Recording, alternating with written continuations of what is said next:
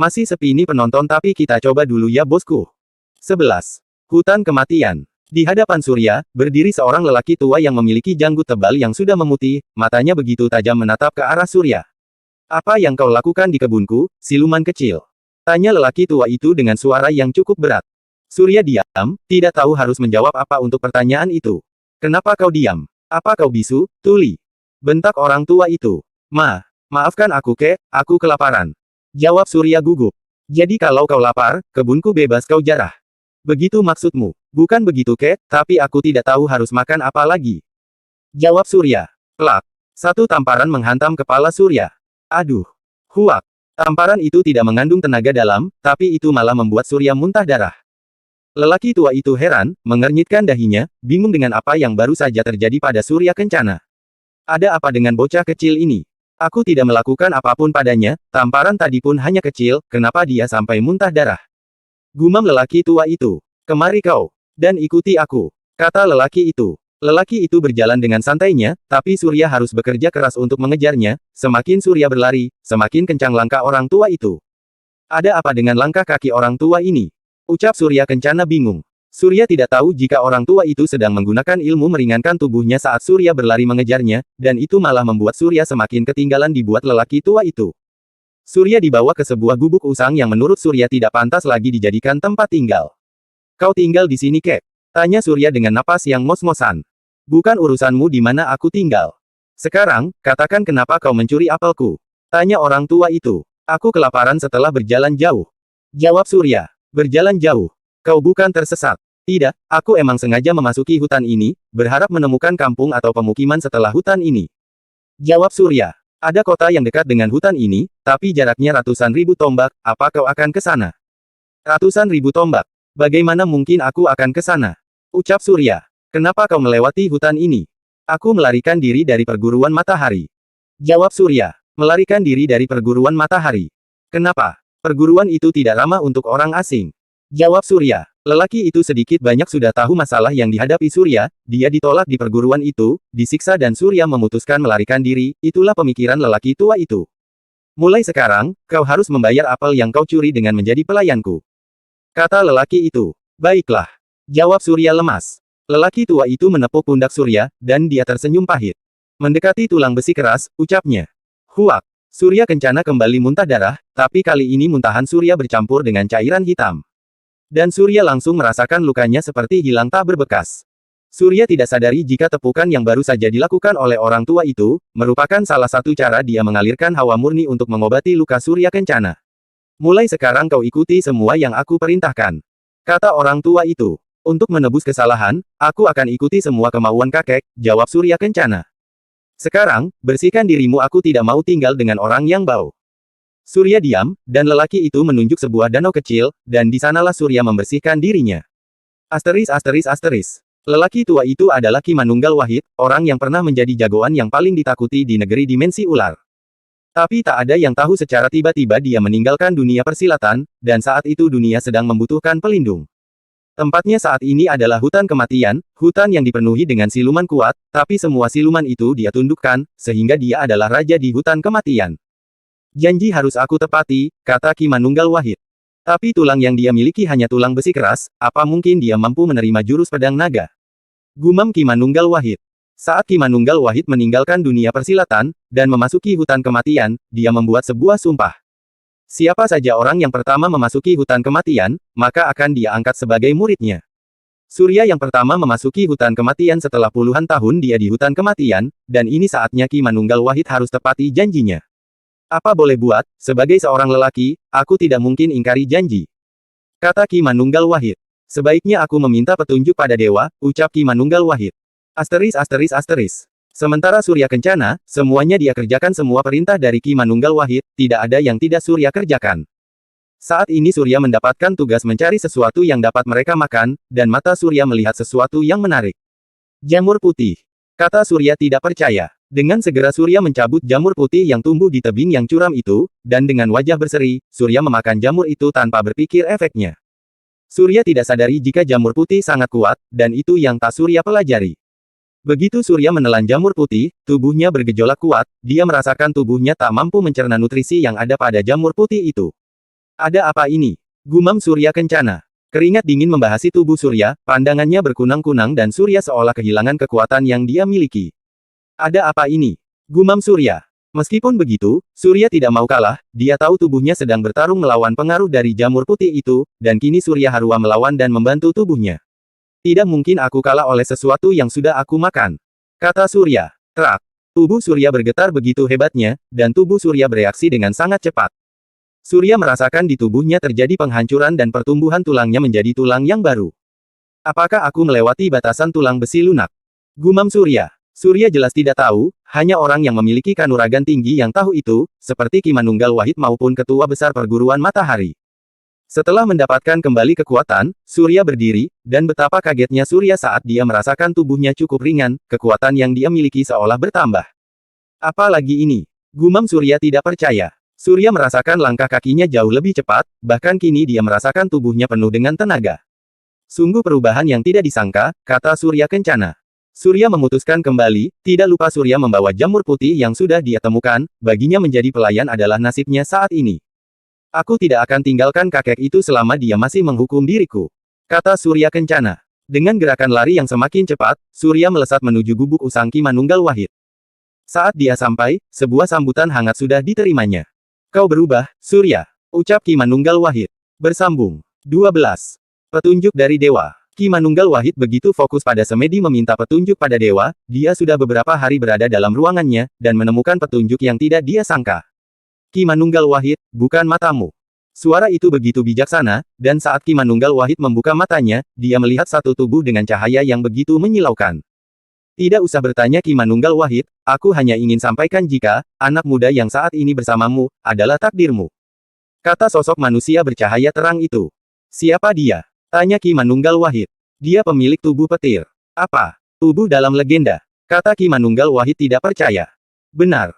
Kau memiliki jurus yang semua elemen bisa mempelajari jurus-jurusmu itu, jadi ajari dia, didik dia, jadikan dia penegak kebenaran, kata sosok itu. Apakah aku mampu? Itu urusanmu, mampu atau tidak tergantung padamu. Kata suara itu. Ki Manunggal Wahid diam, dia masih ingin bertanya, tapi sosok itu sudah hilang entah kemana. Ki Manunggal Wahid membuka matanya, dia sudah mendapatkan petunjuk, dan petunjuk itu adalah mendidik Surya Kencana untuk menjadi pendekar yang akan meneruskan tugasnya menjadi penegak kebenaran. Sungguh tidak kusangka jika aku akan memiliki beban seberat ini, kata Ki Manunggal Wahid. Ki Manunggal Wahid keluar dari ruangan semedinya, dan mencari Surya Kencana, tapi dia tidak menemukan anak muda itu. Saat dia keluar, dia melihat Surya berlari dengan sangat cepat. Ada apa dengan bocah itu? Kata Ki Manunggal Wahid tidak percaya. Ki Manunggal Wahid melihat jika Surya berlari seperti sudah menggunakan dasar dari ilmu meringankan tubuh, padahal Ki Manunggal tahu jika Surya tidak memiliki kemampuan itu. Saat Surya sudah dekat, Ki Manunggal Wahid melihat perubahan pada Surya Kencana. Kau berubah Surya, kata Ki Manunggal Wahid. Surya kaget, dia tidak sadari jika Ki Manunggal Wahid sudah ada di dekatnya. Apa yang berubah Ki? Tanya Surya Kencana. Ki Manunggal Wahid mendekat, dia menyentuh pundak Surya Kencana, dan dia tak mampu tidak menahan napas saat tahu Surya melewati satu tingkat tulangnya, kini Surya sudah ada pada tulang perak lunak. Bagaimana mungkin? Kata Ki Manunggal Wahid dalam hatinya. Ki Manunggal Wahid menatap Surya Kencana. Apa yang kau makan Surya? Tanya Ki Manunggal Wahid. Aku. Surya ragu untuk menjawab pertanyaan itu, dia ragu sangat ragu. Aku tahu jika kau meningkatkan tulangmu, tapi dengan apa? Tanya Ki Manunggal Wahid. Surya masih tetap tidak mau menjawab pertanyaan itu. Asal kau tahu, saat ini kau sudah berada pada tingkat tulang perak lunak, itu hal yang mustahil menurutku, padahal beberapa hari yang lalu, jelas-jelas kau berada pada tingkat tulang besi lunak. Aku. Jawab saja, jangan sembunyikan apapun. Bentak Ki Manunggal Wahid yang kesal pada Surya Kencana. Aku mengetahui ada beberapa rumput dan tanaman obat yang mampu meningkatkan kualitas tulang, dan itu yang aku konsumsi, jawab Surya. Bagus. Memang itu yang butuhkan, kata Ki Manunggal Wahid. Surya bingung, dia berpikir Ki Manunggal akan marah padanya, tapi nyatanya ketakutan Surya tidak beralasan. Kau ikut denganku, aku akan tunjukkan sesuatu padamu, kata Ki Manunggal Wahid. Ki Manunggal Wahid membawa Surya pada sebuah ruangan gua, dan di sana Surya melihat goresan-goresan jurus pedang yang terukir dengan jelas. Apa ini, Ki? Tanya Surya. Mulai sekarang aku akan melatihmu, kau akan jadi muridku. Kata Ki Manunggal Wahid. Aku tidak bisa Ki. Tolak Surya. Apa? Kau jangan bercanda bocah bodoh. Maki Ki Manunggal Wahid. Ki Manunghal Wahid hampir muntah darah karena penolakan Surya Kencana, padahal banyak orang yang mencari keberadaannya hanya untuk meminta dia jadi gurunya, tapi Surya malah menolak dirinya. Aku sudah memiliki guru, Ki. Jadi aku tidak mungkin menerimamu jadi guruku. Kata Surya Kencana. Tidak bisa, kau harus menerimaku, karena ini bagian dari hukuman. Kata Ki Manunggal Wahid. Ini pemaksaan kehendak. Kata Surya Kencana. Aku tidak tahu itu namanya apa, yang jelas kau harus menerima semua jurus yang aku berikan ini padamu. Kata Ki Manunggal Wahid. Mau tidak mau, dan dengan terpaksa Surya menerima Ki Manunggal Wahid menjadi gurunya. Maafkan aku Guru Sanjaya. Kata Surya Kencana. Satu purnama sudah Surya Kencana mempelajari pola jurus yang terukir di dinding gua itu, dan Surya sudah menemukan intisari dari jurus itu. Surya, aku sudah menemukannya. Tanya Ki Manunggal Wahid. Sepertinya sudah, Guru. Jawab Surya. Apa? Coba katakan. Seperti halnya air, biarkan jurus itu mengalir, biarkan kepala naga bertemu dengan ekornya, kata Surya Kencana. Bagus, kau memang jenius, berbakat dan juga memiliki semangat yang tinggi, kata Ki Manunggal Wahid. Seharusnya kau juga pelajari jurus tangan kosong Surya. Kata Ki Manunggal Wahid. Saat itulah Surya ingat dengan kitab penggetar langit. Aku memiliki kitab, tangan kosong, Guru. Jawab Surya. Memiliki kitab. Di mana? Tanya Ki Manunggal Wahid. Aku menyimpan kitab di sebuah gua di hutan kota Kobra, jawab Surya. Kau pelajarilah jurus pedang naga ini, Guru akan jemput kitab itu, kata Ki Manunggal Wahid. Baik, Guru. Pasti akan aku pelajari dengan benar. Kata Surya Kencana. Dalam satu purnama bersama Ki Manunggal Wahid, Surya sudah mendekati tulang perak keras, hanya saja Ki Manunggal Wahid sarankan agar Surya tidak paksakan kondisi tulangnya, itu malah akan membuat Surya sedikit terganggu perkembangannya. Naga meliuk air. Jurus pertama pada jurus naga adalah jurus naga meliuk air, dan Surya mempelajari dengan pelan-pelan. Pedang kayu di tangan Surya bergerak bagaikan seekor ular, dan menari bagaikan air yang tidak ada hentinya. Ini masih jurus awal, pasti akan mudah. Kata Surya. Surya ingat saat dia mempelajari jurus di kitab penggetar langit, saat itu Surya hanya mempelajari jurus yang mudah saja, sehingga kemampuan Surya saat itu adalah 0. Aku tidak akan ulangi kesalahan yang sama, aku akan kuasai jurus ini dengan sempurna. Kata Surya Kencana. Surya kini semakin berubah, sudah 6 purnama dia lalui di gua hutan kematian, 21 jurus pada rangkaian jurus pedang naga, Surya sudah kuasai sebanyak 17 jurus, sementara 4 jurus lagi masih Surya mencoba untuk kuasai. Semakin tinggi jurusnya, pasti efeknya pada musuh akan semakin mengerikan, kata Surya Kencana.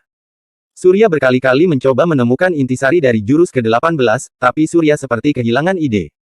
Sebaiknya aku tunggu saja Guru, tidak mungkin Guru tidak tahu. Kata Surya Kencana. Ini sudah terlalu lama, aku merasa Guru sudah terlalu lama tidak kembali. Kata Surya Kencana. Ada apa dengan Guru? Gumam Surya Kencana. Bersambung. 13. Pengorbanan Sang Guru. Surya sudah sampai pada tulang emas putih, tapi Ki Manunggal Wahid belum juga kembali, dan itu membuat Surya Kencana sangat bingung. Ada apa dengan Guru, kenapa Guru tidak juga kembali? Gumam Surya Kencana. Bruk. Surya yang berada di dalam gubuk mendengar suara sesuatu yang jatuh. Apa itu? Gumam Surya Kencana. Surya keluar, dan melihat tubuh gurunya penuh dengan darah. Guru, ada apa denganmu? Teriak Surya. Bawa Guru ke dalam Surya. Pinta Ki Manunggal Wahid. Dengan segera Surya membopong tubuh gurunya masuk ke dalam gubuk. Ada apa Guru? Tanya Surya. Tapi Ki Manunggal Wahid tidak mendengarkan pertanyaan Surya, dia husu dengan semedinya. Huak. Ki Manunggal Wahid muntah darah cairan yang begitu hitam dan pekat. Wajahnya pucat, dan dia mengalami luka dalam yang sangat parah. Dia membuka matanya begitu sayu menatap Surya Kencana. Ini kitabmu, Surya. Kata Ki Manunggal Wahid dan memberikan kitab penggetar langit pada Surya Kencana. Surya seolah tidak pedulikan kitab itu, dia lebih peduli pada Ki Manunggal Wahid. Guru, ada apa denganmu? Sudah 3 kali Surya menanyakan hal itu, tapi Surya tidak mendapatkan jawaban apapun dari Ki Manunggal Wahid.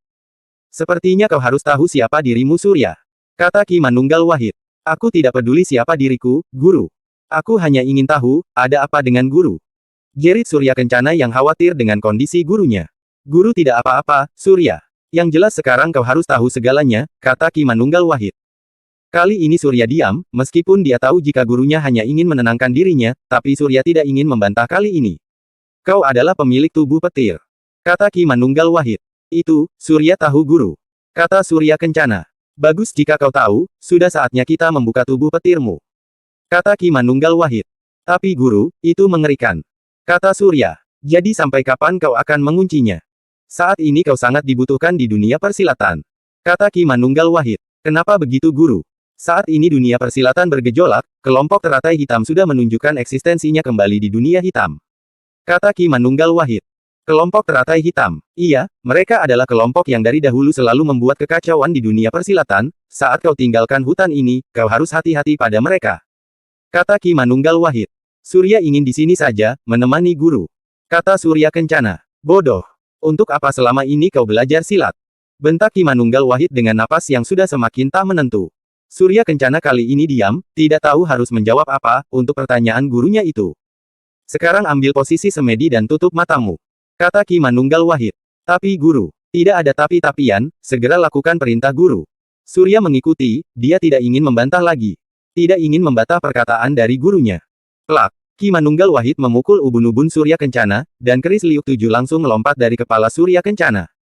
Di udara keris liuk 7 berputar-putar, dan semakin cepat putaran pada keris itu. Sementara itu, tubuh Surya bergetar hebat karena kunci dari tubuh petir sudah dibuka oleh Ki Manunggal Wahid.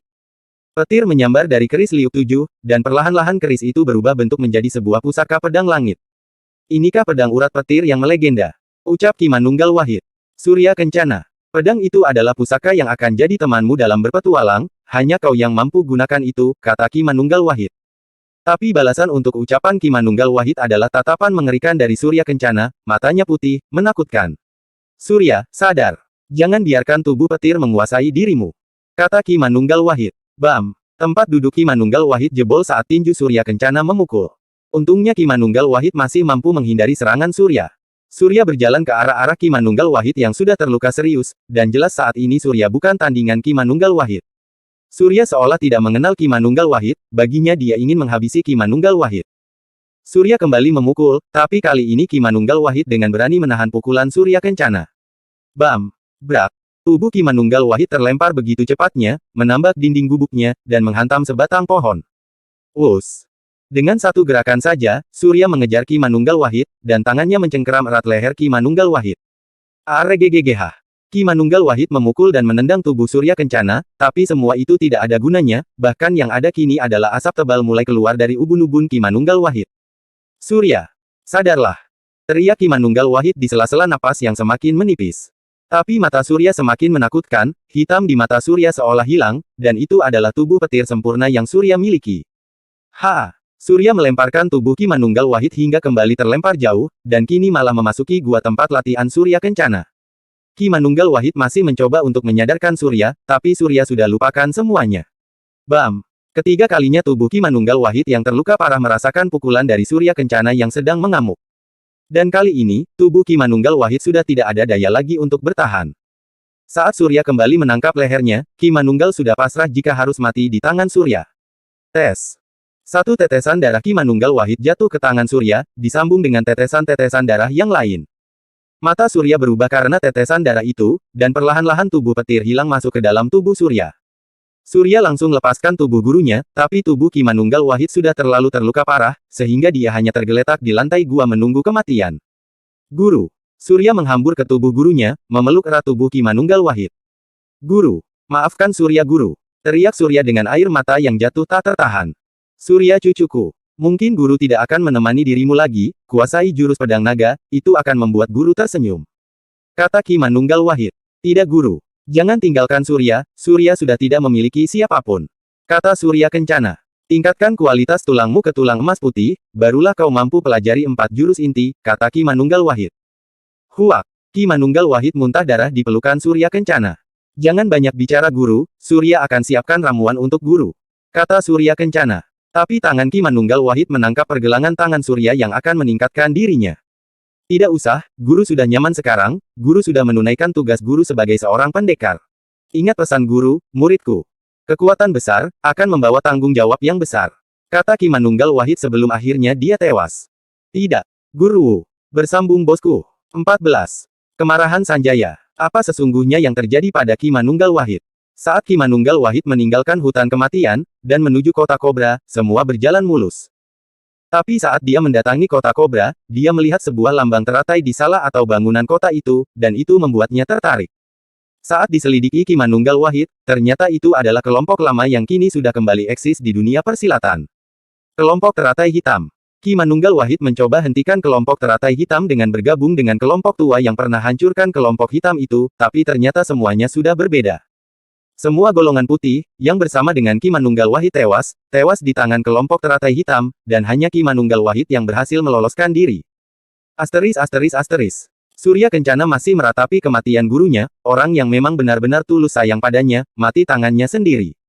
Guru, aku bersumpah, aku akan kuasai semua jurus pedang naga. Aku juga akan kendalikan tubuh petir, kata Surya Kencana di hadapan pusara gurunya. Surya meninggalkan pusara itu, dan memutuskan fokus untuk kuasai jurus pedang naga, padahal Surya masih harus kuasai jurus di kitab tinju penggetar langit. Setelah aku kuasai jurus pedang naga, aku akan keluar dari hutan ini, dan sekalian aku pelajari kitab tinju penggetar langit, kata Surya Kencana. Surya memasuki gua tempat dia latihan, dan memulai latihannya kembali latihan menguasai jurus pedang naga. Pedang urat petir, kata Surya Kencana. Satu pedang yang terbuat dari besi putih kini ada di tangan Surya.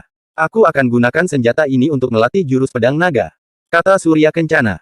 Sret, jeledar. Petir menyambar di udara, dan itu adalah sebuah tanda jika pedang urat petir sudah keluar dari warangkanya. Surya sudah mencapai tulang emas putih, dan kini sudah saatnya Surya kuasai 4 jurus tersisa dari jurus pedang naga. Lihatlah guru, aku akan kuasai jurus ini, kata Surya Kencana. Surya memulai latihan dari jurus pertama, gerakannya begitu halus, dan begitu teratur dengan napas yang mampu mengendalikan setiap jurus yang Surya keluarkan. Ditambah dengan tenaga dalam dari tubuh petir, kini Surya sudah tidak mungkin bisa dipandang sebelah mata lagi. Jeledar. Setiap Surya ayunkan pedang urat petir, maka akan ada ledakan di gua itu, dan itu hancurkan ukiran jurus yang diukir oleh Ki Manunggal Wahid. Tidak akan ada orang yang akan kuasai jurus pedang naga, selain aku guru. Teriak Surya Kencana. Surya kembali menangisi semua kebodohan yang dia lakukan, membunuh gurunya sendiri. Aku tidak akan mungkin maafkan diriku, jika aku tidak mengikuti semua amanat dari guru, kata Surya Kencana. Asteris. Perguruan Matahari. Sudah belasan purnama setelah Sanjaya pergi meninggalkan perguruan itu, dan kini bersama dengan ketua besar, dan rekannya sudah kembali ke perguruan itu. Bagaimana peningkatan Surya Kencana ya? Gumam Sanjaya begitu bersemangat saat memasuki perguruan Matahari. Tapi dia tidak dapat langsung menuju podoknya, dia masih harus mengikuti ketua besar, ketua Badrun menuju ruangan ketua itu. Hampir seluruh murid menyambut kedatangan ketua besar yang baru kembali dari kerajaan Lingga, tak terkecuali Guru Tandui.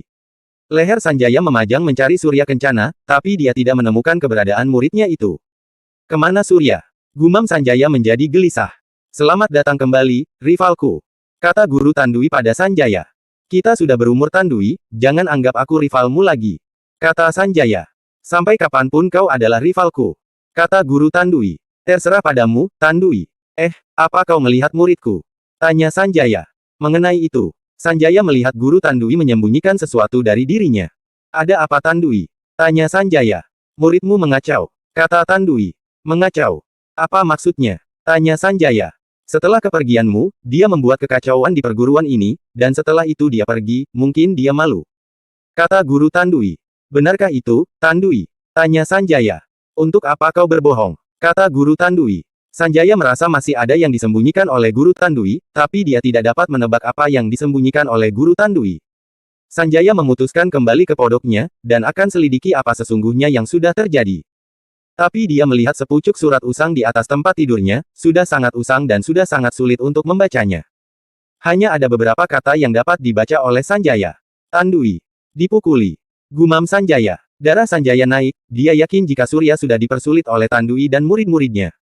Ini tidak akan aku maafkan, kata Sanjaya. Sanjaya dengan wajah merah, masih bercampur dengan rasa lelah mendatangi pondok Guru Tandui. Tandui. Keluar kau Tandui. Kau ingin bertarung denganku, bukan? Teriak Sanjaya tepat di halaman pondok Guru Tandui. Ada apa denganmu, Sanjaya? Teriak Tandui. Tidak usah banyak bicara. Sanjaya alirkan tenaga dalam ke seluruh tubuhnya, dan menyerang ke arah Guru Tandui. Tapi Tandui yang memang tidak ingin dilukai menahan serangan Sanjaya, dan kini dua rival itu saling serang dan saling berusaha menjatuhkan. Bam! Dua pukulan mereka beradu, dan Sanjaya kalah dalam adu tenaga dalam itu, tapi Tandui tahu itu karena Sanjaya sedang dalam kondisi kelelahan. Sanjaya mencabut pedangnya, dan itu membuat Tandui pucat, dia tahu bagaimana Sanjaya menguasai jurus pedang matahari. Cabut senjatamu, kita akhiri sekarang, kita akhiri siapa yang mati hari ini, kata Sanjaya. Tandui menelan ludahnya sendiri, meskipun Sanjaya dalam kondisi kelelahan, tapi dia tahu Sanjaya tidak akan mungkin dapat dia kalahkan. Apa masalahmu, Sanjaya? Tanya Tandui. Tandui sudah lupa jika dia pernah mengerjai Surya Kencana, itu sudah terjadi belasan purnama yang lalu. Tidak usah banyak tanya, segera syat senjatamu, atau kau akan mati tanpa sempat-sempat memakainya. Kata Sanjaya. Sanjaya bergerak menyerang Guru Tandui, dan tidak memberikan kesempatan bagi Guru Tandui untuk membalas serangannya. Terang. Saat satu serangan akan mengenai Guru Tandui, satu pedang menahan gerakan Sanjaya, dan Sanjaya langsung hentikan serangannya. Ada apa ini Sanjaya? Kau baru kembali.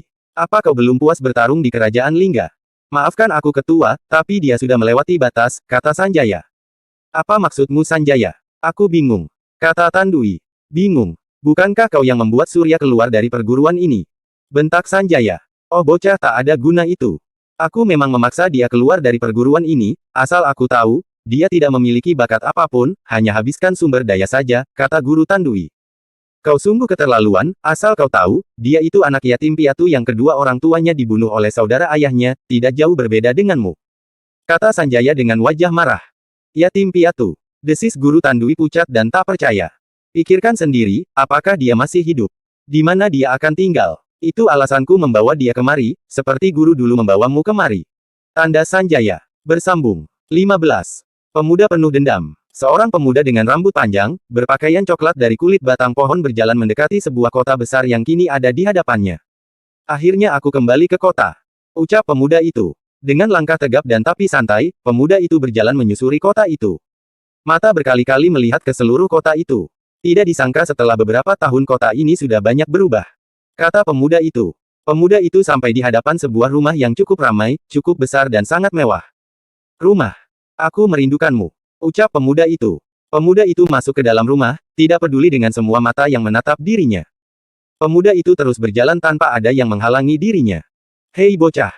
Apa yang kau lakukan di rumah ini? Ini bukan tempat bagimu. Akhirnya satu orang pengawal rumah itu berani menghalangi pemuda itu. Bam.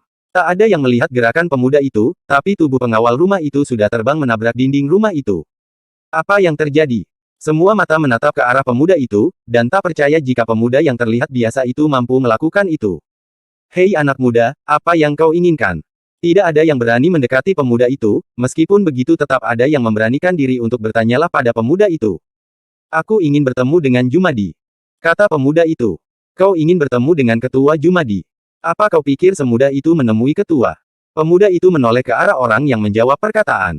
Jika dia tidak mau keluar, maka aku akan paksa dia untuk keluar. Kata pemuda itu. Lancang. Serang dia. Belasan orang pengawal yang ada di rumah itu mengurung pemuda berpakaian kulit kayu itu, tapi pemuda itu malah tersenyum. Pemuda itu mengepalkan tangannya. Tinju penghancur karang. Bam. Pemuda itu bergerak sangat cepat, dan tak ada yang melihat gerakan pemuda itu, tapi kembali, satu pengawal rumah itu sudah jatuh tak sadarkan diri. Dia sangat kuat. Bagaimana ini? Ucap salah satu pengawal rumah itu. Mereka menjadi ragu menghadapi pemuda itu. Sebaiknya panggil dia, atau kalian semua akan merasakan seperti dua orang itu. Satu pengawal kembali menyerang anak muda itu, tapi dia hanya geser tubuhnya sedikit ke samping, dan sikunya naik menusuk perut pengawal itu. Sudah 3 orang. Kata pemuda itu santai. Tapi kembali tidak ada satupun yang berani memanggil orang yang diminta pemuda itu. Baik, jika kalian tidak mau, maka aku akan paksa dia keluar. Kata pemuda itu. Pemuda itu memungut pedang yang dijatuhkan pengawal, dan menggunakan itu sebagai senjatanya. Liukan naga air. Pemuda itu bergerak dengan sangat cepat, dan dalam beberapa gerakan saja, jeritan kesakitan karena terkena ayunan pedangnya membuat suasana di dalam rumah itu menjadi ribut. Brak. Apa kalian tidak tahu arti kata diam?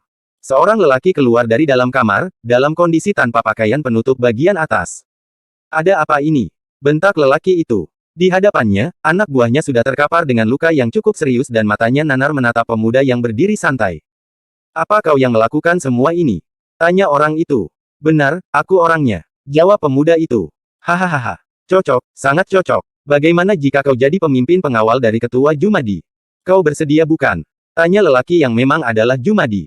Semenjak dia menguasai rumah Surya, dia menjadi seorang juragan yang kaya di kota Kobra, tapi dia tidak mau dipanggil juragan, dia lebih suka dipanggil ketua. Aku bersedia, tapi aku memiliki syarat. Kata pemuda itu. Syarat? Apa? Katakan saja. Harta. Wanita. Akan aku berikan semuanya. Kata Jumadi. Aku tidak inginkan semua itu, jawab pemuda itu. Jumadi menatap pemuda itu dengan dahi yang berkerut. Jadi apa yang kau inginkan, anak muda? Aku inginkan kepalamu, kata pemuda itu sinis. Jumadi mundur, dia kini merasa jika dia berada dalam ancaman. Siapa yang menyuruhmu, anak muda? Tanya ketua Jumadi. Jumadi merasa jika pemuda yang ada di hadapannya, pasti suruhan dari lawan bisnisnya. Tidak ada yang menyuruhku. Tidak mungkin. Katakan berapa dia membayarmu, akan aku bayar kau 2 kali lipat, tidak. 4 kali lipat akan aku bayar, tapi bunuh dia untukku. Kata Jumadi. Sudah aku katakan, aku tidak disuruh siapapun. Kata pemuda itu. Jadi kenapa kau ingin membunuhku? Dendam. Jawab pemuda itu. Dendam. Aku merasa tidak memiliki permasalahan dengan orang lain. Benarkah itu, Paman Jumadi? Lihat baik-baik siapa pemilik wajah ini.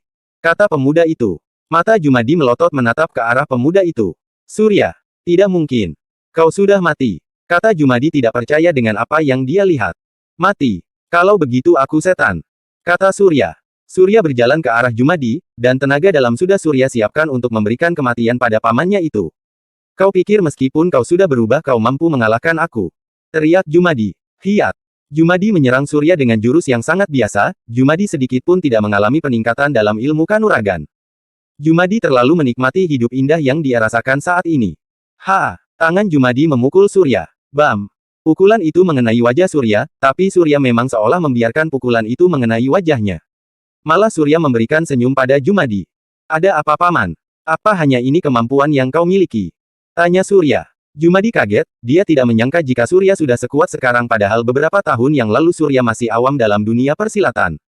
Surya bergerak cepat, dan gerakan Surya sedikit pun tidak dapat diikuti mata Jumadi. Bam! Satu pukulan Surya bersarang di rusuk Jumadi. Jumadi menjerit begitu kerasnya, tidak menyangka akan mendapatkan serangan yang begitu menyakitkan itu. Tidak hanya merasakan sakit yang teramat sakit, Jumadi juga mengalami luka dalam karena pukulan Surya itu. Plak! Surya menamparkan pelan wajah pamannya, dan selanjutnya Surya menjambak rambut orang yang sudah membuat keluarganya hancur. Ikut denganku, kata Surya dan membawa Jumadi ke tengah kota. Ada apa ini? Kenapa ketua Jumadi diperlakukan seperti itu? Kata warga kota Kobra yang sudah tak kenal Surya Kencana. Jika ada yang ingin membunuh aku, sekaranglah saatnya. Aku Surya Kencana. Datang untuk membunuh dia. Kata Surya menunjuk pamannya. Dia Surya. Bagaimana dia masih hidup? Ucap warga kota. Ayo. Siapa yang ingin membunuhku? Teriak Surya Kencana. Tidak ada yang menjawab, semuanya menunduk ketakutan. Kenapa kalian diam? Di mana kesombongan, keberanian yang kalian tunjukkan saat ingin membunuh anak kecil itu? Teriak Surya dan kali ini dengan tenaga dalam tinggi. Surya, maafkan paman. Paman mengaku salah. Maafkan paman. Hanya paman satu-satunya keluargamu yang masih hidup. Tiba Jumadi. Maaf. Apa kau pikir maaf cukup untukmu, paman? Bersambung kita lanjut besok lagi ya bosku, semoga sehat selalu. 16. Kelompok yang naik daun. Bagaimana rasanya didekati kematian paman? Kata Surya dengan suara yang menakutkan. Wajah Jumadi pucat, dia sudah yakin jika Surya tidak akan memberikan kesempatan pada dirinya. Surya, keponakanku, jangan bunuh pamanmu ini, hanya paman keluargamu yang tersisa, kata Jumadi memohon dan merayu pada Surya Kencana. Mata Surya mendelik, dan mendekat. Pamanku yang tersayang, aku sungguh ingin menerima perkataan maafmu, tapi ibu dan ayah tak akan memaafkan diriku, kata Surya. Jumadi diam ketakutan, sudah tahu jika Surya akan menolak permintaan maafnya. Jadi, daripada aku yang tak dimaafkan ayah dan ibu, lebih baik aku membunuhmu. Ucap Surya. Dengan satu gerakan yang cepat, Surya menginjak punggung Jumadi. Injakan keras itu membuat Jumadi jatuh dan tubuhnya terlentang memeluk bumi. Mata Jumadi melotot, mulutnya melenguh menahan sakit karena injakan Surya yang berisi tenaga dalam. Aku tidak akan memaafkan diriku sendiri jika aku tidak menghabisi dirimu paman. Kata Surya Kencana. Jumadi sudah tak terlalu mendengarkan perkataan Surya, baginya malaikat maut lebih baik mengambil nyawanya daripada diharus rasakan siksaan dari Surya. Surya mengambil sebuah tali, dan mencari sebuah tiang untuk menggantung pamannya. Bam! Dengan kekuatan yani besar, Surya menancapkan kayu besar itu sebagai tiang gantungan untuk menggantung pamannya sendiri. Tanpa rasa kasihan, Surya ikat leher dan gantung tubuh Jumadi, tapi saat jari kaki Jumadi seperti menyentuh dan tidak menyentuh tanah, Surya ikat tali dan itu membuat Jumadi berjuang untuk hidupnya sendiri. Apakah ada yang ingin membantu dia? Tanya Surya pada warga kota yang menyaksikan semua yang Surya perbuat pada pamannya. Semua warga kota menunduk. Jika tidak ada, sebaiknya kalian pergi. Usir Surya. Tetap tidak ada satupun yang beranjak dari tengah kota itu, semuanya berkumpul dan mengelilingi Surya Kencana. Siapa yang berani membuat kekacauan di kotaku?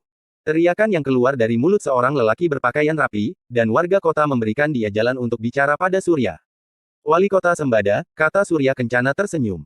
Aku tidak peduli dengan semua permasalahan antara kau dan Jumadi, kau bebas membunuhnya, tapi kau jangan membuat kekacauan di kota ini. Bentak wali kota Sembada. Hei, sekarang kau berani ya, wali kota. Kenapa saat kedua orang tuaku dibantai oleh Jumadi, kau diam saja? Kenapa sekarang kau jadi pemberani seperti ini? Ejek Surya. Lain, sekarang dan dulu itu sudah lain, aku sudah berbeda. Kata wali kota Sembada. Surya tidak peduli, dan mendekati wali kota Sembada. Bam! Tak tahu kapan Surya ayunkan tangannya, yang jelas satu pukulan sudah membuat wali kota Sembada jatuh terkapar di tanah. Aku tidak melihat sedikit pun perbedaan, kau tetap sama saja, kata Surya Kencana. Warga kota kaget, mereka tidak yakin jika Surya berani memberikan pukulan pada wali kota Sembada, padahal dia adalah penguasa kota Kobra, penguasa kota yang memiliki hubungan baik dengan kerajaan Lingga. Meskipun hanya keluarga wali kota, tapi wali kota Sembada saat ini memiliki pengawal yang berasal dari sebuah kelompok yang kuat, kelompok yang sedang naik daun di dunia persilatan, kelompok teratai. Kelompok teratai mengambil hati wali kota, memberikan jaminan keamanan, asalkan kelompok teratai bebas memberikan pengaruh di kota Kobra. Siapa yang sudah berani membuat sahabat kami terkapar seperti ini? Lelaki berpakaian kuning, dengan mata yang tajam, dan sebuah kipas terselip di pinggangnya. Dia ketua. Dia yang sudah memberikan pukulan pada Tuan Wali Kota. Kata pengawal Wali Kota Sembada. Benarkah dia? Kata lelaki berpakaian kuning itu dan dia berjalan ke arah Surya Kencana. Saat dia berjalan, matanya melihat pedang pusaka langit yang ada di punggung Surya. Matanya begitu berbinar melihat pusaka itu. Anak muda, apa kau tidak takut jika kau mati di sini? Kata lelaki berpakaian kuning itu. Mati. Aku sudah mengalami mendekati kematian, hampir saja. Tidak hanya sekali, tapi 2 kali. Jawab Surya sambil menunjukkan 2 jarinya. Begitu ya, lelaki berpakaian kuning itu membalikkan badannya, dan menatap Jumadi. Dia memang pantas mati. Katanya. Lelaki itu menunjuk ke arah Jumadi, dan dari jari telunjuknya keluar satu sinar kuning, yang menembus jantung Jumadi. Darah segar mengucur dari luka yang ditorehkan oleh sinar kuning itu, dan jelas itu menunjukkan pada Surya jika dia adalah penguasa kota yang sesungguhnya. Dia kuat. Gumam Surya Kencana mundur. Anak muda, aku akan membiarkanmu pergi dari kota ini, tapi kau harus serahkan pedang yang ada di punggungmu itu. Kata lelaki itu menunjuk pedang urat petir yang ada di punggung Surya. Kali ini Surya yang bersikap waspada, dia malah merasa sudah salah karena memukul wali kota Sembada. Tapi meskipun begitu Surya tidak mungkin memberikan pusaka kesayangannya itu. Itu tidak mungkin. Kata Surya menolak. Akan aku paksa, Bernadi tidak akan tenang jika tidak mendapatkan apa yang dia inginkan. Kata lelaki itu. Dia adalah Bernadi, ketua dari kelompok teratai kuning, salah satu kelompok bagian dari kelompok teratai. Tangan Bernadi bergerak menyerang Surya, gerakan dan serangannya menimbulkan angin yani begitu kuat, angin kuat bercampur panas. Surya tidak mau menjadi bulan-bulanan untuk serangan Bernadi, dan Surya menahan setiap serangan orang tua itu. Keduanya bertukar serangan, sampai belasan jurus berlalu, belum ada yang mampu memberikan luka pada lawannya. Hupp. Bernadi mundur ke belakang, dan dia menatap Surya tidak percaya. Kau pengguna petir. Sungguh tidak kusangka. Kata Bernadi kaget. Iya, aku memang pengguna petir. Kata Surya. Bernadi terus menatap Surya, tidak tahu mengapa masih ada pengguna petir yang masih hidup. Jika dibiarkan hidup, dia pasti akan jadi batu sandungan bagi kelompok teratai, gumam Bernadi. Bernadi, si kipas gila mencabut senjatanya, sebuah kipas kuning yang berbuat dari besi tajam, tidak hanya tajam tapi kipas itu juga menyimpan racun yang mematikan. Bernadi menyerang dengan senjata yang sudah menjadi teman bertarungnya selama belasan tahun, dan kini dia gunakan untuk melawan seorang pemuda tanggung yang baru turun gunung. Terak. Bernadi kibaskan kipasnya ke arah leher Surya, dan matanya melotot saat tangan Surya menahan ayunan kipasnya, itu tidak pernah terjadi. Tidak mungkin. Kata Bernadi menjadi hilang konsentrasi dan sikap waspadanya. Tapak petir. Klak. Punggung Bernadi menjadi sasaran tapak petir yang sudah Surya keluarkan dengan tenaga dalam elemen petir. Bernadi menahan sakit di punggungnya, meskipun tenaga dalamnya sudah dia keluarkan untuk menahan serangan Surya, tetap saja dia rasakan elemen petir Surya memaksa menerobos mengalir di tubuhnya. Dia belum kuat. Kemampuan yang dia miliki baru sampai pada pendekar langit tingkat 2, dia masih belum sempurna. Kata Bernadi. Maaf, aku tidak ingin membuat masalah. Aku pergi. Teriak Surya dan kabur dari kota Kobra. Jangan kabur kau, keparat. Maki Bernadi. Bersambung bos. 17. Rencana golongan hitam. Di utara kerajaan Lingga, tepatnya di hutan rimba daun, hutan yang penuh dengan kelelawar yang sudah hidup ratusan tahun. Di tengah hutan yang lebat itu berdiri sebuah perguruan hitam yang cukup ditakuti di dunia persilatan. Perguruan Walet Merah. Apa ini? Gumam Ki Hasta, pendekar berjuluk iblis walet itu mendapatkan sebuah petunjuk yang membuat keringat di tubuhnya mengucur dengan deras. Tubuh petir. Pemilik kitab tinju penggetar langit. Gumam Ki Hasta. Ki Hasta merupakan tokoh sesat yang sudah berusia ratusan tahun, dan sudah melewati generasi demi generasi. Dengan kemampuan tenaga dalam yang tinggi, Ki Hasta mampu menekan ketuaan pada dirinya. Meskipun saat ini dia terlihat berusia 70-an tahun, sesungguhnya usianya sudah lebih dari 200 tahun. Ini tidak dapat dibiarkan, bisa-bisa dunia hitam akan dihancurkan olehnya. Kata Ki Hasta, ketakutan. Tidak hanya petunjuk tentang pemilik tubuh petir, meskipun wajahnya tidak terlihat, Ki Hasta juga menemukan letak keberadaan pemilik tubuh itu, perguruan matahari. Sialan. Ternyata perguruan itu menyimpan sosok yang paling melegenda di dunia persilatan, kata Ki Hasta. Mereka tidak akan bertahan lama, pemilik tubuh petir itu harus dibunuh. Asteris asteris asteris. Kabar tentang tubuh petir menyebar bagaikan bibit penyakit, dan kabar itu hanya diketahui oleh golongan hitam. Golongan hitam, meskipun saling memusuhi satu sama lain, tapi jika ada musuh yang mengusik golongan hitam, maka mereka akan bekerja sama untuk membunuh musuh itu. Ki Hasta, apa kau yakin dengan petunjuk yang kau dapatkan itu? Benar Ki Gering, aku tidak akan mungkin berbohong.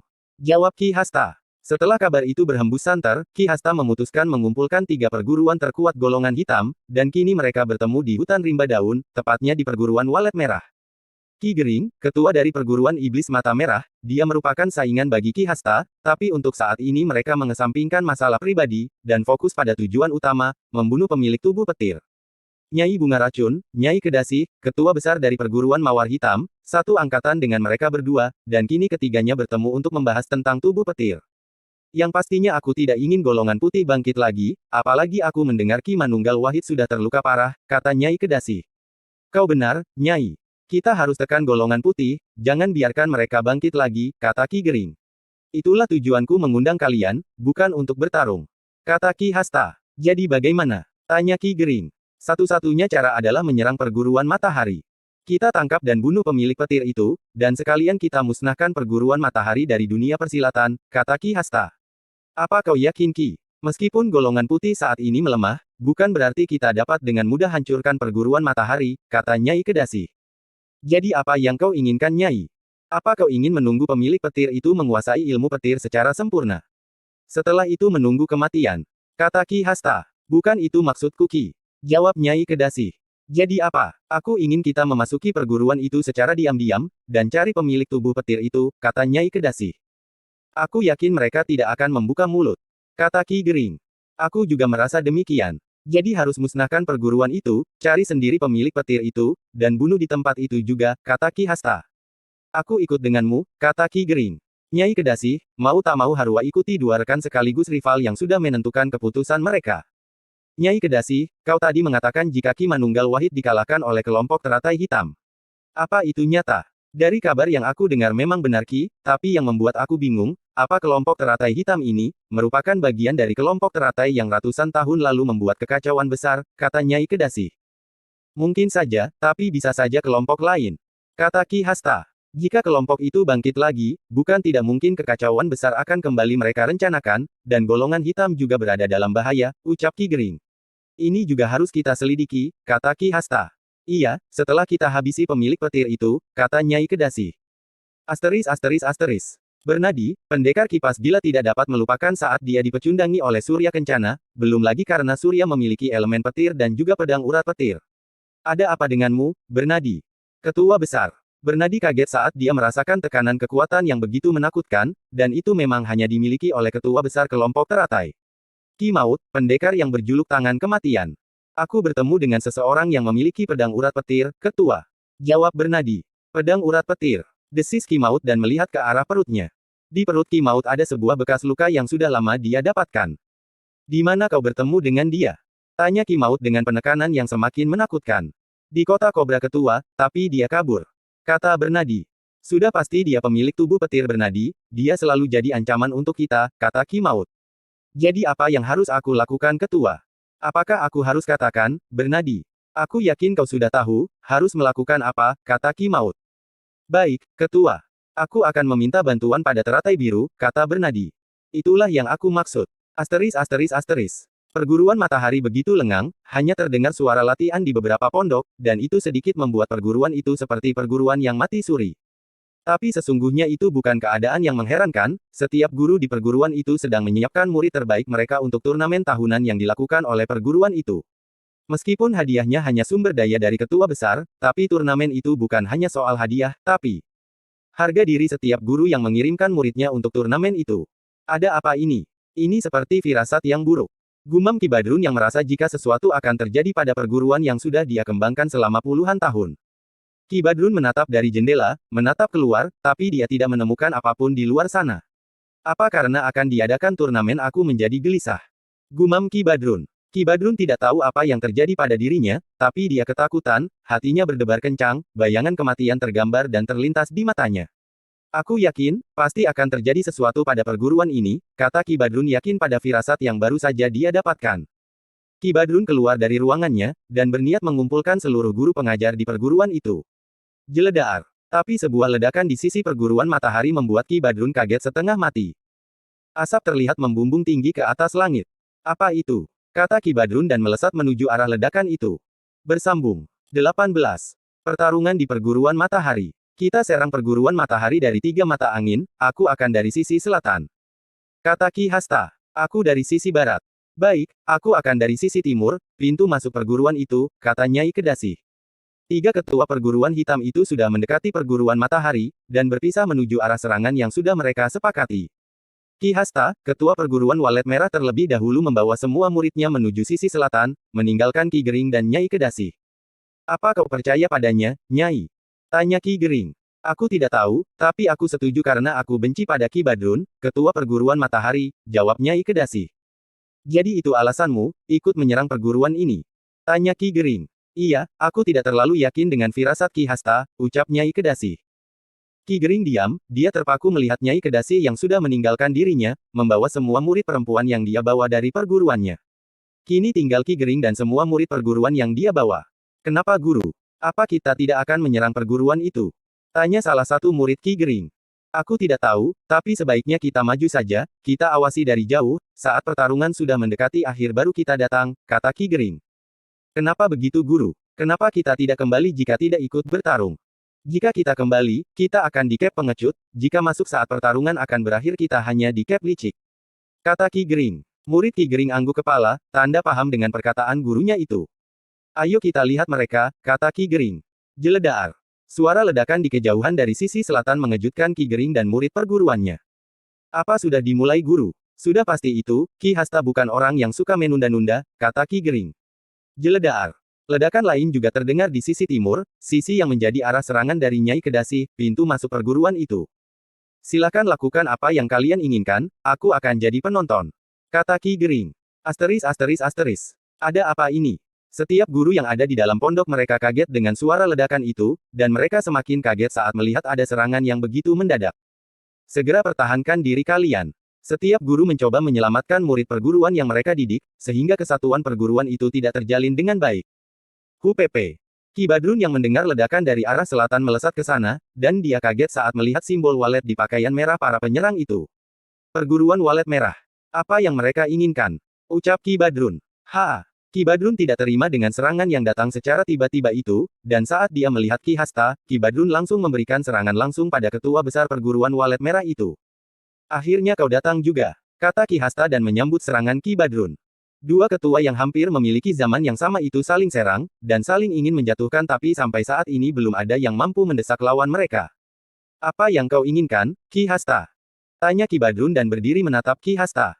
Aku inginkan tubuh petir, jawab Ki Hasta. Tubuh petir. Aku tidak mengerti. Aku sudah yakin, jika kau akan menjawab seperti itu, kata Ki Hasta. Ki Hasta angkat tangan kanannya, dan mengepalkan ke udara. Habisi semua murid perguruan ini, sampai dia menunjukkan dan memberikan pemilik tubuh petir pada kita. Teriak Ki Hasta pada semua muridnya. Murid Ki Hasta merupakan golongan hitam yang sudah malang melintang di dunia persilatan, dididik hanya untuk membunuh dan menjadi manusia yang jahat. Keadaan itu membuat Ki Badrun pucat, tapi Dai tidak memiliki pilihan lain, meskipun dia ingin membantu muridnya, tetap saja Ki Hasta akan menahan setiap pergerakan yang dia lakukan. Di pintu masuk perguruan. Apa yang kau inginkan, Nyai? Sanjaya yang tidak memiliki satu orang murid merasa jika dia harus hentikan Nyai Kedasi dan kini dia hadang langkah Nyai Kedasi. Pemuda tampan, jangan halangi langkahku, sebaiknya kau tinggalkan tempat ini, kata Nyai Kedasi. Tidak mungkin, aku tumbuh dan besar di sini, katakan apa yang kau inginkan. Bentak Sanjaya. Aku inginkan perguruan ini rata dengan tanah. Jawab Nyai Kedasi. Langkahi mayatku. Ucap Sanjaya menantang. Dengan senang hati. Nyai Kedasi yang memang tidak ingin membiarkan satu orang pun hidup di perguruan matahari menyerang Sanjaya. Serangan Nyai Kedasi begitu cepat dan selalu menyerang organ mematikan dari Sanjaya. Siapa dia? Kenapa dia bisa sekuat ini? Gumam Sanjaya yang harus berjuang keras menyelamatkan nyawanya dari kematian. Hiat. Saat Sanjaya merasa sudah sangat terdesak, satu teriakan dari belakang menyerang Nyai Kedasi. Tapi Nyai Kedasi mampu hindari serangan itu, padahal itu adalah serangan yang begitu cepat. Tandui. Kau datang, kata Sanjaya. Apa kau pikir aku akan biarkan hanya kau yang jadi pahlawan di pertarungan ini? Kata Tandui. Sanjaya tersenyum menanggapi perkataan rivalnya itu. Kita hadapi dia bersama-sama. Kata Sanjaya. Tandui hanya angguk kepala, tapi itu bukan sekedar anggukan biasa. Dua lelaki tampan, sungguh disayangkan kalian harus mati muda, kata Nyai Kedasi, sambil dia membasahi mulutnya dengan lidahnya. Ha! Sanjaya dan Tandui menyerang Nyai Kedasi secara bersamaan, menggunakan jurus tapak matahari, jurus yang sudah mereka kuasai dengan sempurna. Tapi Nyai Kedasi sedikit pun tidak memandang serangan dari dua orang guru muda di perguruan matahari itu, dia sedikit pun tidak memandang pada setiap serangan yang datang. Bagaikan seorang penari, Nyai Kedasi menghindari setiap serangan yang diarahkan Sanjaya maupun Tandui padanya. Itu tarian bidadari bulan. Kata Sanjaya tidak percaya. Apa kau yakin Sanjaya? Kata Tandui. Iya, tidak salah lagi, dia Nyai Kedasi. Kata Sanjaya pucat pasi. Tandui juga merasakan apa yang dirasakan oleh Sanjaya. Mereka sudah mendengar nama Nyai Kedasi dari Ketua Badrun, bahkan Sanjaya sudah pernah bertarung dengan murid Nyai Kedasi. Apa kita mampu melawan dia? Tanya Tandui. Aku tidak yakin, tapi aku juga tidak ingin perguruan ini hancur rata dengan tanah, kata Sanjaya. Seperti halnya diriku. Ucap Tandui. Sampai akhir. Kata Sanjaya. Tandui geleng kepala. Sampai akhir. Ucap Tandui juga. Sanjaya dan Tandui mencabut pedang mereka, dan bersiap menggunakan jurus pedang matahari, jurus kebanggaan dari perguruan matahari.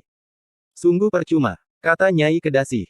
Nyai Kedasi juga meloloskan selendang biru yang diikat di pinggangnya, senjata kebanggaan yang menjadi senjata andalan Nyai Kedasi. Kalian sudah siap mati, tampan. Kata Nyai Kedasi genit. Serang. Sanjaya maupun Tandui sama-sama gerakan ilmu meringankan tubuh, dan ayunkan pedang ke arah Nyai Kedasi. Terang. Selendang lembut Nyai Kedasi menahan dua pedang di tangan Sanjaya dan Tandui. Tidak mungkin. Ucap Sanjaya tak percaya. Bersambung. 19. Bantuan datang.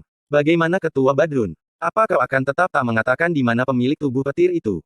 Tanya Ketua Hasta. Sudah aku katakan, aku tidak tahu menahu tentang tubuh petir yang kau katakan itu, teriak Ki Badrun. Hiat. Ki Badrun sudah mencabut pedangnya, dan saat dia alirkan tenaga dalam, pedangnya mengeluarkan cahaya merah. Itulah pamor dari pedang matahari. Ki Hasta hanya tersenyum, meskipun mereka berasal dari zaman yang sama, tapi kemampuanku Hasta masih berada satu tingkat di atas Ki Badrun. Senjatamu akan segera tumpul. Kata Ki Hasta. Wut. Wat. Ki Hasta memutar senjatanya, sebuah senjata berupa tongkat panjang di mana di ujung memiliki ukiran burung walet.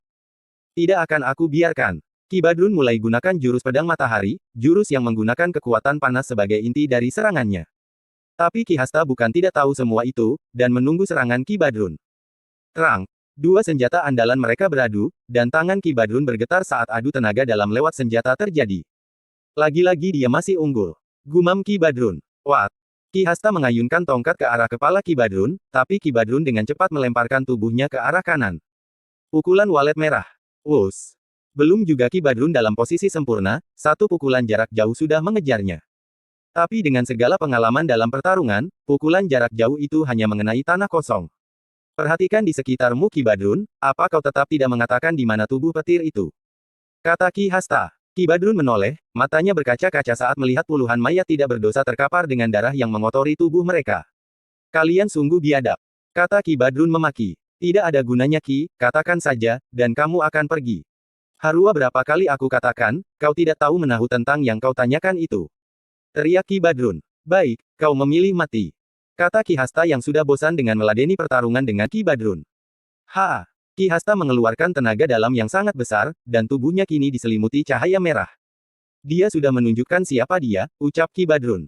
Permainan selesai, kata Ki Hasta. Ki Hasta menyerang kali ini dengan seluruh kemampuan yang dia miliki, tidak mau menahan serangan lagi. Dia sudah menunggu jawaban dari Ki Badrun, tapi dia tidak mendapatkan apa yang dia inginkan. Guru, sepertinya sudah saatnya kita memasuki pertarungan, kata salah satu murid Ki Gering. Kau benar, aku juga ingin membunuh satu atau dua orang murid perguruan ini, kata Ki Gering. Dengan aba-aba dari Ki Gering, dia membawa seluruh muridnya menyerang sisi barat, dan itu semakin membuat perguruan matahari terpojok. Satu demi satu murid perguruan yang ingin melarikan diri jadi korban, tidak ada yang selamat jika sudah bertemu dengan golongan hitam itu. Kau terlambat Ki Gering, teriak Nyai Kedasi saat melihat kehadiran Ki Gering. Aku mendapatkannya halangan yang besar, jawab Ki Gering. Halangan? Tidak ada itu, kau sengaja mengulur waktu, teriak Nyai Kedasi. Hehehe. Aku yakin, kalian saja sudah cukup. Kau sungguh licik, bentak Nyai Kedasi. Bam! Bunyi ledakan mengejutkan mereka berdua dan saat mereka menoleh terlihat Ki Badrun terlempar oleh serangan Ki Hasta.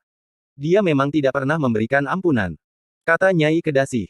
Ketua, Sanjaya, Tandui dan guru pengajar lain di perguruan matahari melesat menuju arah Ki Badrun, dan kini mereka mengurung tubuh Ki Badrun. Segera berikan bantuan pada ketua, kami akan menahan mereka, kata Sanjaya. Menahan kami, kata Ki Hasta tak suka mendengar perkataan Sanjaya. Ki Hasta ayunkan tongkatnya dan satu energi merah melesat ke arah guru perguruan yang membantu Ki Badrun. Ayunan pedang matahari. Sanjaya maupun Tandui juga ayunkan pedang mereka dan keduanya mengeluarkan pancaran energi dari senjata mereka. Bam! Sanjaya dan Tandui terlempar, tidak mampu menahan serangan Ki Hasta. Saat pertarungan itu sudah pasti dimenangkan golongan hitam, sesuatu terjadi di pintu gerbang perguruan. Jeritan itu terdengar dari salah satu gadis yang berada tidak jauh dari pintu gerbang, dan itu adalah murid Nyai Kedasi. Apa itu? Teriak Nyai Kedasi. Di kota Bunga Mekar, masih ada satu kekuatan besar yang sesungguhnya ada di kota itu selain perguruan matahari. Tapi, itu bukan sebuah perguruan, hanya sebuah kuil yang berisi pendekar-pendekar masa lalu yang sadar dengan segala kesalahan yang pernah mereka buat.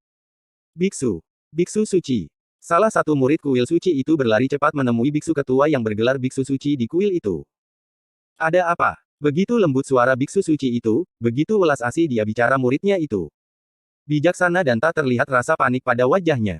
Aku melihat golongan hitam dengan jumlah ratusan orang menuju perguruan matahari. Benarkah itu? Masalah baru datang lagi, kata biksu suci itu. Biksu itu mendekat ke patung Buddha yang ada di ruangan itu. Berkati kami, katanya. Setelah itu dia mengambil toya yang tergantung tidak jauh di ruangan itu, dan berjalan keluar. Saat dia keluar dengan toyanya, semua biksu yang ada di sana melakukan hal yang sama. Dengarkan aku, kita akan menuju perguruan matahari, golongan hitam sudah mulai menunjukkan kekuatan mereka, jangan sampai kehancuran datang ke kota ini.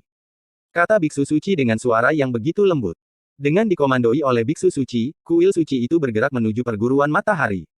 Saat mereka memasuki kota, semua mata menatap dengan heran, tidak tahu akan kemana para biksu dengan senjata lengkap di tangan mereka. Mereka akan kemana? Gumam seorang pemuda yang berpakaian kulit kayu. Pemuda itu menatap kepergian para biksu dan merasa heran karena semua biksu itu menuju perguruan matahari. Arah yang mereka tempuh itu menuju perguruan matahari, apa ada masalah antara perguruan matahari dengan para biksu? Gumam pemuda itu heran. Pemuda itu mendekati seorang penjual topeng, dan membeli sebuah topeng dengan ukiran naga. Dengan ini aku akan menuju perguruan, kata pemuda itu sambil terus menatap kepergian biksu dari kuil suci.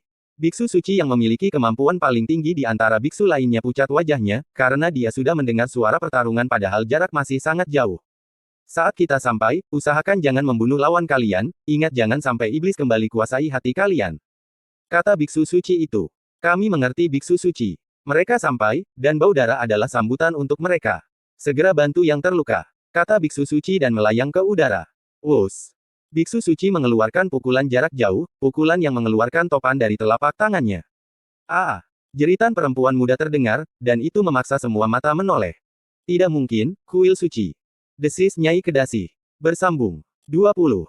Pemuda bertopeng naga. Surya Kencana, setelah mengalahkan pamannya, Jumadi dan setelah pertarungan melawan Bernadi di kota Kobra, yang memaksa Surya melarikan diri, pemuda itu berlari dengan cepat. Dia sangat kuat. Aku tidak yakin mampu mengalahkan dia. Gumam Surya Kencana. Surya mengambil kitab tinju penggetar langit-langit yang ada di balik bajunya. Tapi setelah aku kuasai dengan sempurna kitab ini, aku yakin, aku pasti mampu kalahkan dia.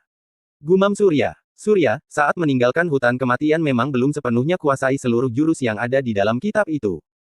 Surya merasa sudah saatnya dia tinggalkan tempat latihannya, dan sambil berkelana Surya akan berlatih dirinya dan juga melatih jurus yang ada di dalam kitab itu. Kitab Tinju Penggetar Langit merupakan kitab yang paling sempurna bagi seorang pendekar yang menggunakan tangan kosong. Selain jurus utama, yaitu jurus Tinju Penggetar Langit, dalam kitab itu juga ada jurus tapak petir, jurus jari petir dan jurus tangan kosong yang lain. Karena banyaknya jurus yang terkandung dalam kitab Tinju Penggetar Langit, maka Surya putuskan untuk meninggalkan hutan kematian. Jika Surya melatih dirinya dan pelajari semua kitab itu dan bertahan di hutan kematian, Surya akan membutuhkan waktu yang masih cukup lama, butuh bertahun-tahun sampai Surya mampu kuasai seluruh jurus yang ada di dalam kitab itu. Yang Surya pelajari adalah, jurus Tinju Penggetar Langit, dan beberapa jurus tapak petir, jurus dasar dari tapak petir. Selain itu Surya juga mempelajari cara untuk aktifkan tubuh petir yang ada dalam dirinya, semuanya ada dalam kitab itu. Surya kini berada di kota yang sangat Surya rindukan. Surya merindukan kota itu, karena kota itu kota yang pertama didatangi Surya dan gurunya, Sanjaya.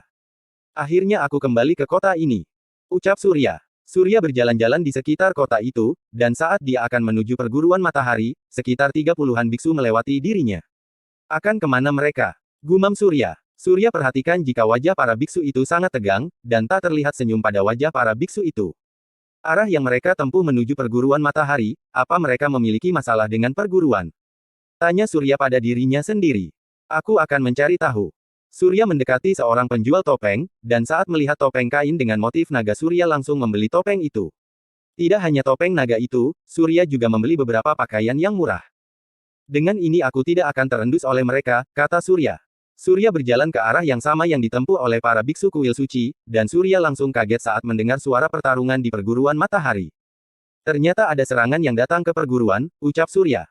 Surya kencana berlari, dia hanya mampu berlari karena ilmu meringankan tubuh belum Surya kuasai dengan sempurna. Mata melotot, dia melihat belasan mayat dari murid perguruan sudah tergeletak tak bernyawa. Tidak dapat dibiarkan, kata Surya. Dengan segera Surya masuk ke dalam pertarungan, dan kehadiran Surya yang tiba-tiba, apalagi dengan topeng menarik perhatian banyak golongan hitam.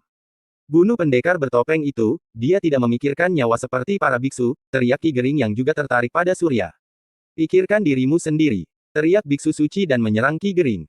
Ki Gering, yang berjuluk jari kematian tidak mau anggap remeh, dari awal dia dan Nyai Kedasi sudah melawan biksu suci, tapi keduanya bukannya mendesak, tapi malah terdesak. Mereka melihat keadaan Ki Hasta juga tidak jauh beda dengan mereka, saat ini Ki Hasta dikeroyok oleh 5 biksu dari kuil suci. Apa ini? Biksu suci maupun semua orang yang bertarung menghentikan pertarungan, itu karena mereka merasakan ada kekuatan yang sangat besar di tengah pertarungan itu. Jeledar. Saat itulah petir menyambar di tengah pertarungan itu. Pemuda yang memakai topeng naga melayang di udara, tubuhnya dipenuhi energi petir yang begitu mengerikan. Ha! Pemuda menjerit keras, dia begitu tertekan karena banyaknya mayat yang terbujur kaku di sana. Wus! Dengan gerakan yang sukar diikuti mata biasa, dia melesat menuju murid dari Nyai Kedasi. Bam! Satu tubuh murid Nyai Kedasi gosong saat merasakan pukulan keras yang diberikan pemuda bertopeng naga itu. Jauhi dia! Dia bukan lawan kalian untuk saat ini. Teriak Nyai Kedasi menjerit histeris. Tapi jeritan Nyai Kedasi seolah tak berguna, pemuda bertopeng itu kembali memukul dan membunuh murid Nyai Kedasi. Dalam beberapa gerakan saja, sudah 7 murid dari Nyai Kedasi yang gosong terbakar. Tidak hanya murid Nyai Kedasi, murid Ki Gering dan murid Ki Hasta juga tidak luput dari kemarahan pemuda itu. Dengan hadirnya anak muda itu, keadaan benar-benar berbalik, golongan hitam yang awalnya merasa di atas angin kini menjadi terdesak. Aku akan bunuh dia, teriak Ki Hasta. Tapi saat Ki Hasta akan menyerang pemuda yang memiliki tubuh petir itu, 5 biksu menahan gerakannya. Keadaan semakin tidak terkendali bagi golongan hitam, dan itu semakin membuat banyak murid dari 3 perguruan besar itu yang tewas. Mundur! Segera mundur! Teriak Nyai Kedasi pada muridnya. Nyai Kedasi terpaksa mengambil keputusan memalukan itu, dia tidak ingin semua muridnya tewas di tangan pemuda itu. Jangan kau gila, Nyai! Teriak Ki Hasta. Aku tidak ingin semua muridku dihabisi manusia petir itu. Teriak Nyai Kedasi dan melesat menuju muridnya, meninggalkan Ki Gering sendirian melawan biksu suci. Aku juga tidak akan korbankan muridku. Teriak Ki Gering. Ki Gering juga kabur ke arah muridnya, dan memilih untuk mundur dari arena pertarungan itu. Bagaimana denganmu Ki Hasta? Tanya biksu suci. Kali ini, kalian menang. Kita mundur juga, kata Ki Hasta. Hari itu Ki Hasta kehilangan beberapa murid terbaiknya, tapi ada satu hal yang pasti, pemilik tubuh petir itu memang sudah ada dan sudah kuasai kemampuan itu. Pertarungan itu berakhir, tapi tidak ada senyum bahagia yang terlihat di wajah murid ataupun guru perguruan matahari. Yang ada adalah tangisan. Pemuda bertopeng naga yang tak lain adalah Surya menatap Sanjaya, ingin rasanya dia memeluk gurunya itu. Tapi keberadaan guru Tandui di samping Sanjaya membuat Surya memilih terpaku di tempatnya. Surya berjalan meninggalkan perguruan matahari. Tapi satu tekanan yang kuat menahan langkahnya. Mau kemana kau pemilik tubuh petir? Surya tersenyum, dan berbalik. Dia tahu yang bicara adalah biksu suci. Ada apa biksu? Apa kau juga ingin membunuhku? Tanya Surya. Seandainya boleh, aku memang ingin membunuhmu. Tapi itu larangan bagiku. Jawab biksu suci. Apa kita memiliki permasalahan? Tanya Surya Kencana. Tidak, tapi setiap kau lahir, setiap ada tubuh petir di negeri ini, maka masalah besar pasti akan datang, sesungguhnya kau adalah sumber masalah bagi negeri ini. Kata biksu suci. Aku akan hentikan orang yang menjadikan pemilik tubuh petir sebagai sumber masalah. Ucap Surya dan kembali melangkahkan kakinya. Bersambung. Terima kasih bosku.